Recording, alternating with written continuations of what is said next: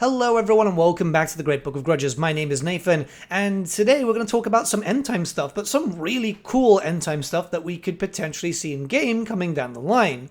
So for those not aware, the end times content is now usable by Creative Assembly when it comes to Total War Warhammer. This was confirmed essentially by the confirmation of Scar Bloodwrath being a legendary hero in the up and coming DLC. And since the unique end time stuff is available now, keep in mind that the end times and Warhammer Fantasy are a completely separate IP, this should have some cool implications for future DLC down the line. One specifically could be mapped out to be Thanquol versus Nagash. But yeah, we've got a lot to talk about today, so let's jump right in. It's been a while since we've done any speculation, but I feel like today is going to be a fun one. But before anything, a big thank you to our sponsors, Instant Gaming. Instant Gaming is a platform where you'll be able to buy video games for really good prices, which means that you'll be able to pick up Frostpunk 2, for example, for minus 33% off. It's a fantastic game. I've been playing it a lot in my own time recently, and it might be something that you are into too. There's a lot of different titles on this platform, and you can find a direct link which supports the channel at no extra cost to you in the description below. Not only that, but we're running a monthly giveaway in partnership with Instant Gaming. Win the game of your choice. All you have to do is go down to the link at the description below, which is right next to the partnership link, and sign up. You don't even have to make a purchase. There's loads of games coming out lately, and there might be something that tickles your fancy. So, with that being said, thank you so much for Instant Gaming for sponsoring this video, and let's get back to our regularly scheduled content. So with Scar Bloodwrath and likely Wrathmongers and Scar Reapers appearing for the next DLC,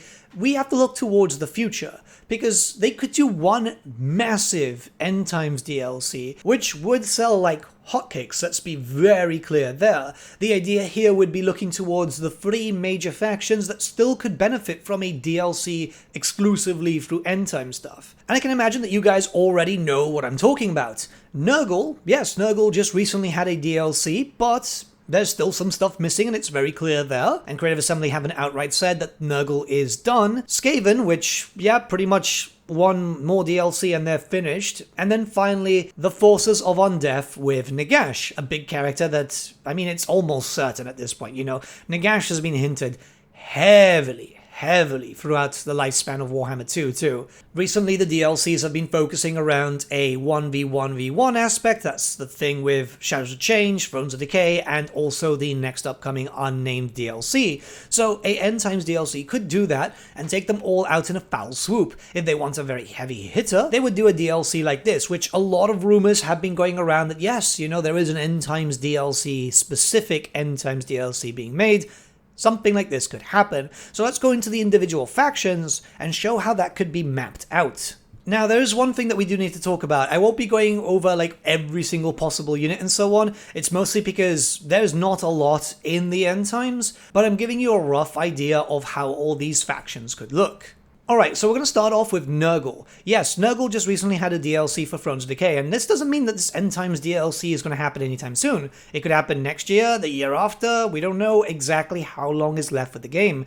But, very simple. For a legendary lord, Glotkinn, right? These are the three brothers, absolutely awesome. One of the best characters in terms of the End Times. They were introduced during a novella, and they've actually got a really sad story to them, which I would outright say their novella was one of the few pieces in the End Times that wasn't outright garbage. The Glotkinn is three characters, but I could see them being introduced as one in a very similar way to the Sisters of Twilight, where you have multiple entities, but yeah, you know, it's just one unit. That means that the character would focus very heavily on melee damage, but also being able to do some magic because one of the brothers at the top is a spellcaster. It's an all-rounder, it'd be faster than, say, for example, Kugath, and I mean, it's one of the most imposing models that was ever introduced. I absolutely adore this one because it's just so cool. Putrid Blight Kings could be introduced as the aspiring champions of Nurgle. This is something that many people are expecting now, since Wrathmongers and Skull Reapers might be a thing. Their loadouts on the tabletop had them with multiple different types of weapons, but in Total War, we could see them split into three different units: additional hand weapons, great weapons, and then hand weapon and shield. Very similar to what Creative Assembly have done with the Man-Eaters, which I would say would work out quite well. This would allow for a pretty beefy amount of units coming in. Now, there is a Blight King variant that does use flying mounts. Unfortunately, those themselves are a Age of Sigmar unit. They were released during Age of Sigmar. They were originally planned for Warhammer Fantasy, but unless Creative Assembly can be incredibly convincing and Games Workshop decide to be very nice and pull a boot out, I don't think they'd budge and allow them, which would be a massive shame because it would be nice to see them, but just the Blight Kings is perfectly fine. The great thing is those Blight Kings would then be able to be used by the Warriors of Chaos with the upgrade system. You're chosen into Blight Kings, as I imagine if we get the Wrathmongers, it's not outright confirmed, but it's just kind of heavily hinted at this point since we're getting Scar, we'll get the Chosen of Khorne being able to turn into Wrathmongers. So a unit of 16, loads of damage outputs. I mean, what's not to love, right? Now, that's pretty much all the unique units at that point. What we could see is no addition of Lord and Hero choice. Instead, what we could see is 2 legendary heroes, maybe even 3 or 4, as this is happening now with the Khorne stuff where a generic Lord is being introduced but no generic hero, so they're introducing 2 legendary heroes instead. And what we could see is here is Gutrot Spume as a legendary hero. I would prefer him as the Lord, but then again with Scar Bloodwrath now becoming a legendary hero, I could see this happening. And then maybe one of the Magath Riders or the Magath Riders as just a whole group of 3. It'd be a stupid amount of legendary heroes to introduce, but it could work out. Now, Creative Assembly could end up going into some really old school deep cuts, which I imagine they would do, considering that they've been doing that a lot lately, and it's actually been really, really nice. But this is just speaking about the end time stuff specifically, which I think is quite important.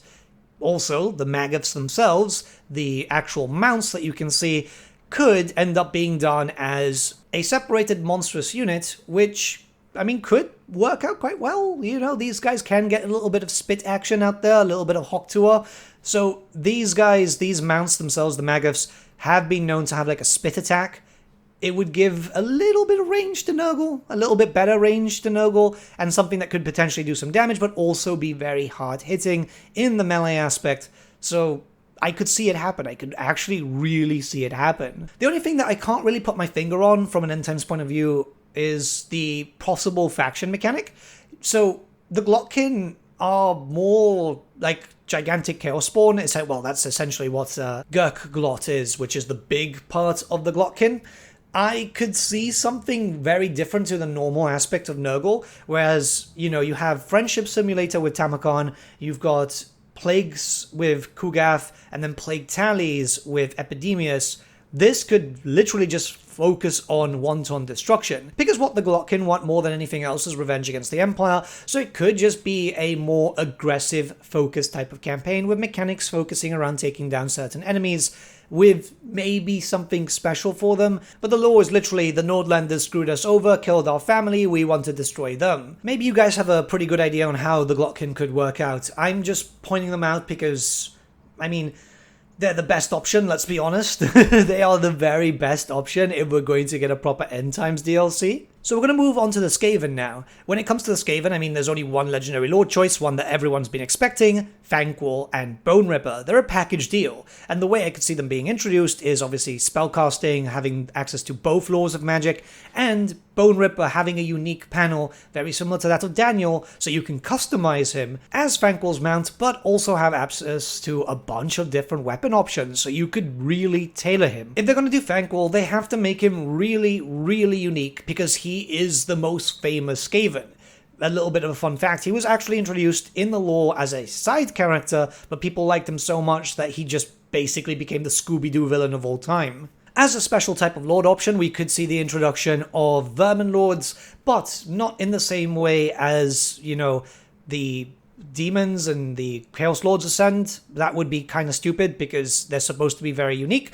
I could see them introduce them as a right. Yeah, we haven't had rights in a while. They were a Warhammer 2 thing, but they do fall with a Skaven, and it would be done in a certain way, like Queen Bess, so there is a cooldown, but there could be ways to just reduce the cooldown and also have access to a bunch of different Vermin Lords. Keep in mind that the End Times introduced the Deceiver, the Corruptor, the Warbringer, and the Warpseer, I believe. So what could be done there is you get the rights, you do it, and then it will give you the option. So you have different types of Vermin Lords. The Skaven themselves are almost done. It's very important to mention it. There's like literally next to nothing left for them. So they could go all out with possible Lord options and just have a lot of fun. Sure, a lot of people would prefer units at this point, but again, literally go through the lore. There's like nothing left. And when it goes to units, yeah, Stormfiends. That's pretty much it. I mean, they could do giant rats and so on, but I very much doubt it at this point. But Stormfiends are a type of unit which there's a lot of different types of variants because of the different weapons. Essentially, it's your weapons teams, but just added onto a rat ogre. And it would be kind of cool to see the, I believe, 6 different types? Yeah, I believe it's 6 different types of Stormfiends. I'll be very honest with you, on the tabletop, it was pretty much just use the rattling guns. Yeah, they were horrendously overpowered, and the other weapons were good, but, I mean, yeah, 3d6 worth of shots, beautiful. They could add in Screech Verminkin as a special legendary lord that you unlock throughout your campaign, so he wouldn't have his own unique start position. I don't see a point, but I think people in the comment section would try and cannibalize me if I don't mention Screech. So it's not a lot of Skaven stuff, but the idea here is focusing around adding in the final stuff. There'd be a lot of work also when it comes to just animating the different types of Vermin Lords and the different types of Stormfiends because of how the weapons work. So I feel like they would just do that and go, hey, we're done. No rat swarms, no giant rats. And I feel like that's fine. It's just over and done with, and go from there. I mean, in a perfect world, they could see the point here and go, oh yeah, we're going to add in a Plague Pontifex for the Clan Pestilence faction, so you can have a Plague Lords there, and, you know, maybe add in a bunch of legendary heroes like Scar Bloodtail, Squeal Gnawtooth. But I'm going specifically on the end time stuff because I have a theory on how this could work going to the end. For some reason, when I think about Thanquol, I think about some sort of RPG-style campaign, right?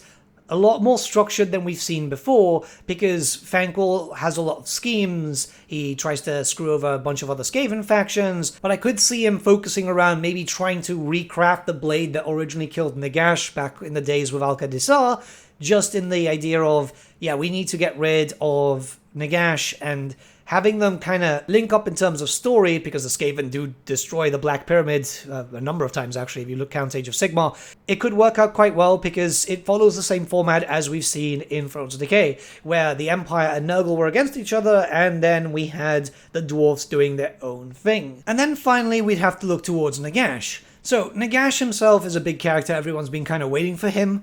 I could see him having the least of the newest content, but in a kind of justifiable way. So Nagash himself as a legendary lord, it makes a lot of perfect sense here, because big boy, and he'd have access to units from the Vampire Counts, the Vampire Coast, and also the Tomb Kings.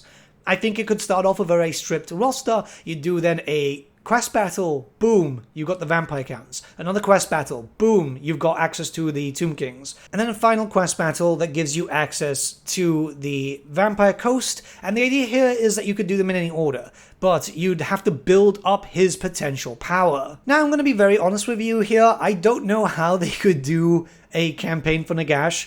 The Nagash mod, for example, is absolutely amazing, and they're going to have to top that. I think it's going to be a good challenge for the CA devs, and I'm not trying to shit on them here at all. It's just, if you've played that mod, you know, it's just phenomenal. Which is why I see not a lot of actual new content coming in for Nagash, barring a few things that we're going to be talking about, but more so focusing on making his campaign the absolute most bombastic thing that you could ever imagine.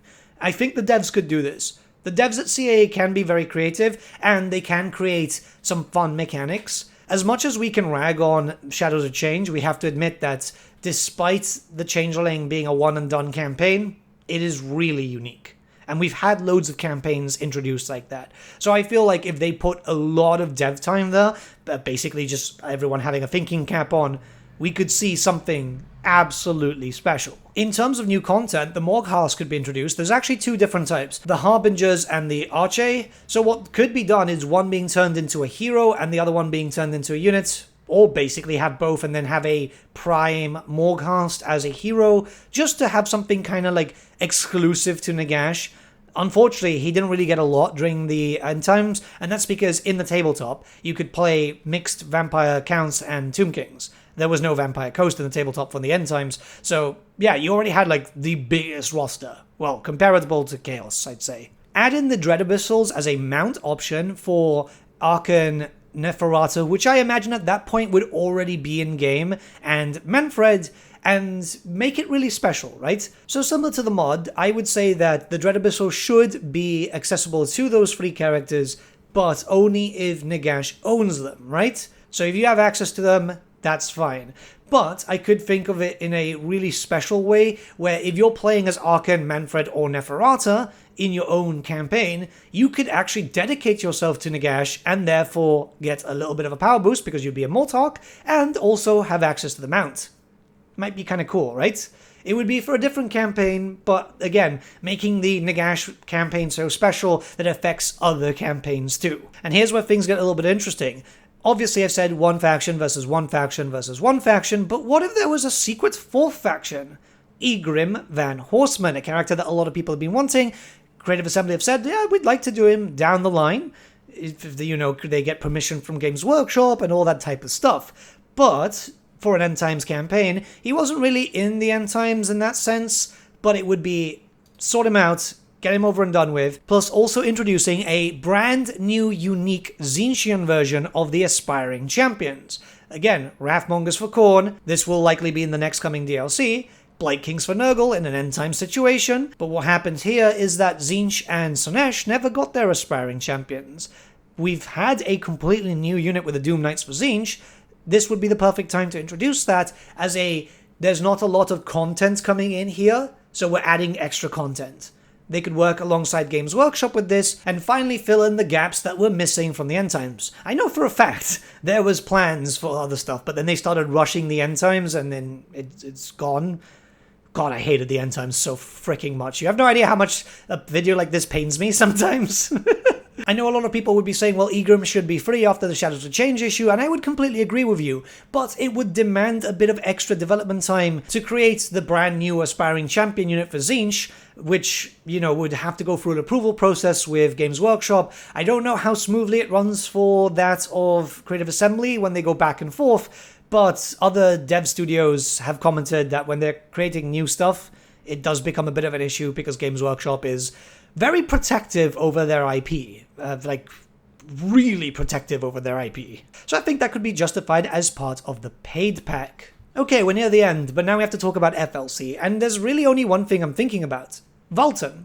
Valten could be a legendary lord when you play him as his own faction, kind of with a mismatch of everything together, a few dwarfs, a few high elves, you know, something really mixed.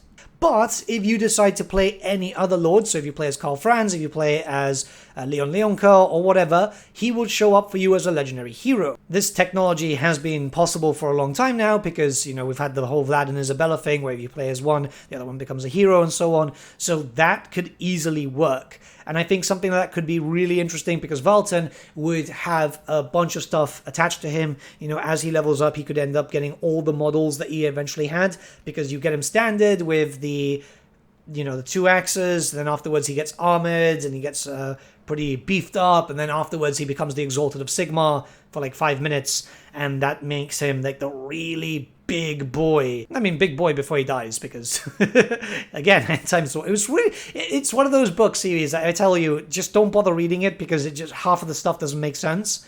But I could imagine them going, yeah, you know, Valten would be really big. Hell, if they wanted to make it even bigger, they could just get Henry Cavill to voice him. Because, let's be honest, he would probably be a great Valten. FLC could be further improved if the End Times DLC ends up being the very last of the game, where they could add in a bunch of legendary heroes for different factions, kind of as a signing off gift. But I don't know, I feel like the End Times rumors are still here, so they'll probably do it like maybe next year or the year after if DLCs keep taking 8 months per drop. But yeah, I think something like this would be kind of cool. Let me know what you guys think in the comments below. I've been thinking about this because the rumors were there for a long, long time, but I wasn't too sure if CA had actually gotten access to the End Times IP. I can't imagine it would have been easy. I can't imagine. Believe me, I've spoken to devs at other studios who have worked with Games Workshop, and they say that sometimes it's smooth sailing, but then other times it can be a bit of a problem. Maybe you guys have better ideas, but I've been thinking about this purely on the End Times. It would literally just be called the End Times DLC, and it's a way to make a bunch of people happy. The Tzeentch guys for a little bit, the Skaven, I mean, they just really want Thanquol. the Nurgle guys, and then finally the Nagash undead guys. And I think all these factions would be big hitters for everyone, which everyone would be really excited about. But yeah, let me know your thoughts in the comments below. Let's have a bit of a discussion. A massive thank you to our friends at Instant Gaming for sponsoring this video. I'll see you all again very, very soon. Have a great day, guys. Also, jumping in with an edit here, thank you so much for 100k subscribers. So freaking cool, man. Obviously, a big thank you to Legend for the shout out before, so that really did help. And yeah, I mean, it's weird, isn't it? But yeah, we got it. I got it this year. That's what I wanted. It's cool. Thank you, guys.